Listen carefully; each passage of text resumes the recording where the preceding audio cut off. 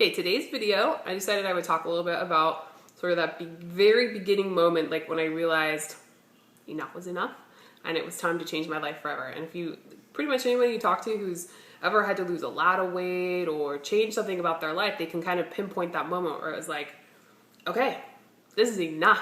I cannot do this anymore. I have to change. For me, that moment took place over an entire year of living in China. So my husband in the military, he got stationed in China for a year and we traveled all over, and everywhere we go, people would tell me how fat I was. And like I remember very specifically several times, like we were at the Temple of Heaven for one of the very first times we went there, and I had my 8-month-old son, and I was holding him, and my husband was talking to a bunch of Chinese people. They were very fascinated by our children, and you know, they kept asking him, how much does he weigh? So because the word in Chinese for he and she is the same, he would kept being like, my son, and they'd be like, no, no, no, no, no. And like, he was so confused by the question, but they were asking him, how much does your wife weigh? I knew what they were asking. I knew enough Chinese, I knew exactly what they were asking him. I was so humiliated. All these Chinese women were asking my husband how much I weigh. He just told them, I don't know.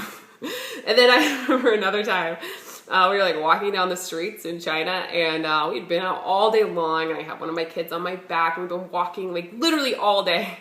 And I was exhausted, and this guy walked up next to me. Hey, how are you guys? Where are you from? He spoke English. He was like, oh, you know, we're from America. And I was like, oh, your kids are so cute. And I'm like, yeah, thank you. And he's like, you know, you need to exercise more. And I was like, oh, okay, you know. He's like, your husband, he's beautiful, but you need to exercise more. I was like, okay, thank you. I don't know what to say to that. So I got that a lot, actually. The moment that kind of like just like put me over the edge, like I wanted to like scream at someone. We were hiking up the Great Wall of China, and once again, had a child strapped to my back. And I heard not only in Chinese, but there was a Spanish-speaking family there. I speak Spanish too. And I heard multiple times going up and down that wall, hey, look at that fat chick climbing the Great Wall of China. I'm like, hey, how about I punch you in the face? Enough. Quit bugging me about being so fat. I remember we went to Hong Kong, which I don't know if you guys know is like really a part of China, but it's not. It's kind of its own Western thing, but it's still a part of China now. And I remember the very first thing that I noticed, like when we walked off of the subway train that took us across the border, I was like, oh my gosh, there are fat Chinese people here. I was in heaven because I wasn't the only fat person around.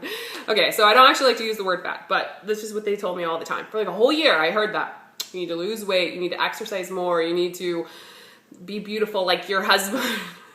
So that for me was that moment where I was like, no, I can't do this anymore. I was like humiliated. It was miserable. It was awful. So I decided, you know, when I got home, that's when I signed up for the gastric bypass bariatric surgery. That was it. I was done. I wasn't going to be in this place anymore. Thankfully, I found a much healthier, much safer, much more painful way to lose weight, you know, exercise and change the way you eat, but taking it slowly over time, you know, it totally works. So that was my moment when I was like, okay, enough is enough. I cannot be told that I'm fat anymore by any more people. And overall, I still love China and I love the people, but I didn't appreciate that part about it. I was so excited to get back to the US where there were normal sized people again. I wasn't the only one. Anyway, that's my aha moment that changed my life in the direction that I was going. So thank you, Chinese people, for making me feel like a dork all the time. Okay, that's all for today.